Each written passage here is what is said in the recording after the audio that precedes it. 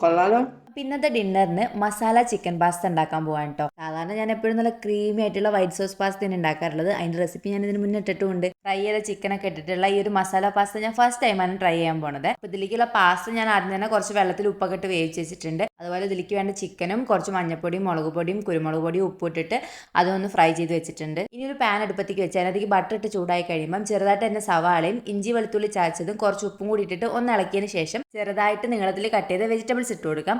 നമ്മുടെ കയ്യിൽ അവൈലബിൾ ആയിട്ടുള്ള നമുക്ക് ഇഷ്ടമുള്ള വെജിറ്റബിൾസ് ആഡ് ചെയ്യട്ടോ. ഞാനിപ്പോൾ ഇവിടെ ക്യാരറ്റും ക്യാപ്സിക്കോ ബീൻസും ആണ് ഇട്ട് കൊടുത്തിട്ടുള്ളത്. വെജിറ്റബിൾസ് ഒക്കെ ഒന്ന് സോട്ടായി വരുമ്പോൾ മീഡിയം സൈസുള്ള ഒരു തക്കാളി അരച്ച് പേസ്റ്റ് ആക്കി ഇതിനകത്തേക്ക് ഒഴിച്ചു കൊടുക്കാം. എന്നിട്ട് ആ അരച്ച് ചേർത്ത തക്കാളിയുടെ പച്ചമണമൊക്കെ ഒന്ന് മാറി ഒന്ന് നല്ലപോലെ വഴഞ്ഞു വന്നു കഴിഞ്ഞാൽ പിന്നെ ഇതിലേക്ക് 1/2 ടീസ്പൂൺ മുളക് പൊടി, 1/2 ടീസ്പൂൺ മല്ലിപ്പൊടി, 1/4 ടീസ്പൂൺ മഞ്ഞൾപ്പൊടി, 1/4 ടീസ്പൂൺ കുരുമുളക് പൊടി, 1/4 ടീസ്പൂൺ ചിക്കൻ മസാലപ്പൊടി ഇത്രയും കൂടി ഇട്ടിട്ട് എല്ലാം കൂടി ഇളക്കിയ പൊടികളുടെയൊക്കെ പച്ചമണം മാറിക്കഴിഞ്ഞാൽ 2 ടേബിൾ സ്പൂൺ ടൊമാറ്റോ സോസും കൂടി ഒഴിച്ചിട്ട് വീണ്ടും നല്ലപോലെ എല്ലാം കൂടി ഇളക്കി യോജിപ്പിച്ചിട്ട് പിന്നെ ഇതിലേക്ക് 1/2 ഗ്ലാസ് ചൂടുവെള്ളം ഒഴിച്ച് വേവിച്ച് ഈ ഗ്രേവി ഒന്ന് കുറുകി വരുമ്പം നേരത്തെ വേവിച്ച് വെച്ച പാസ്തയും ഫ്രൈ ചെയ്ത് ചെറുതായി കട്ട് ചെയ്ത ചിക്കനും കൂടി ഇട്ടെടുത്ത് എല്ലാം കൂടി നല്ലപോലെ ഇളക്കി മിക്സ് ചെയ്യുക. അവസാനമായിട്ട് കുറച്ച് മല്ലിയില, ഒറിഗാനോ, ബട്ടർ ഇത്രയും കൂടി ഇട്ടിട്ട് വീണ്ടും എല്ലാം കൂടി നല്ലപോലെ ഇളക്കി യോജിപ്പിച്ച് മിക്സ് ചെയ്ത് എടുത്തു കഴിഞ്ഞാൽ നല്ല അടിപൊളി ടേസ്റ്റുള്ള മസാല ചിക്കൻ പാസ്ത റെഡി ആയിട്ടോ. ഇനി നമുക്ക് അങ്ങോട്ട് കഴിക്കാം.